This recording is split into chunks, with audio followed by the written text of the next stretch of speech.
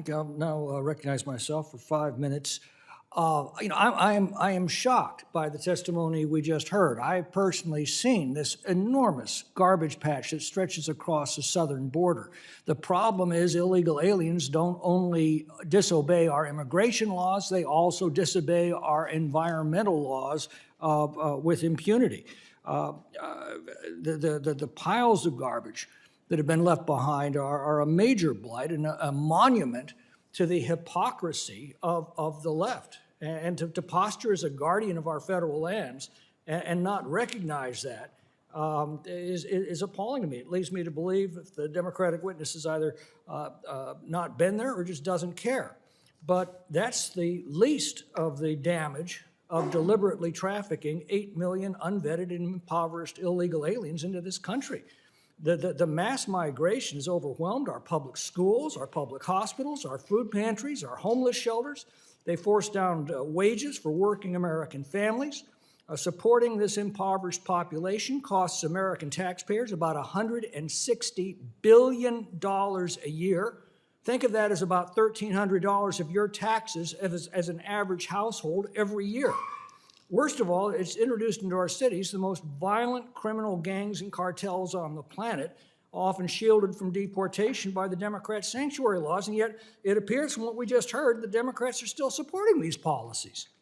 One of the most appalling obstacles to enforcing our immigration laws has been the restrictions and the obstacles placed in the way of the Border Patrol by environmental regulations that hamper their operations along the border. Mr. Perez, has the environment on our federal borderlands improved over the last 4 years, now that 8 million illegal aliens were allowed to cross into our country and leave their garbage behind them? Not at all, sir. What have you observed? Well, in a lot of these areas, these restrictions, they don't allow us free reign to patrol those areas. So the cartels take advantage of our inability to go in and patrol. We can only enter a lot of these under emergency situations, and because of that, we're not able to go out there and detect or deter. I've made probably 10 trips to the border over the last 4 years, and the amount of garbage that is piled up is just appalling. Have you seen the same thing? Yes, sir. Everywhere I've worked, I've seen the same thing. And that's not American tourists. Those are illegal migrants who are not only thumbing their laws at our immigration laws, but also our environmental laws. So the Democratic policies have not only harmed the environment, let's talk about our immigration laws. Without enforcing those laws, we've got no immigration laws. Without immigration laws, we have no border, and without a border, we have no country. So, Mr. Perez, could you elaborate on the impediments that these environmental regulations have imposed on your agency's ability to enforce our immigration laws? Yes, sir. Like I said, we're not able to get in and access all of this land. We're not able to put the tactical infrastructure such as portable radio repeaters, cameras, anything that allow us to better secure the border and detect anybody coming across. So the cartels, they take advantage of that. They're able to cross people, they're able to cross drugs, and they're also able to cross southbound money and weapons as well. So they don't follow the laws, they don't follow the regulations that our agents have to follow, so it is an impediment.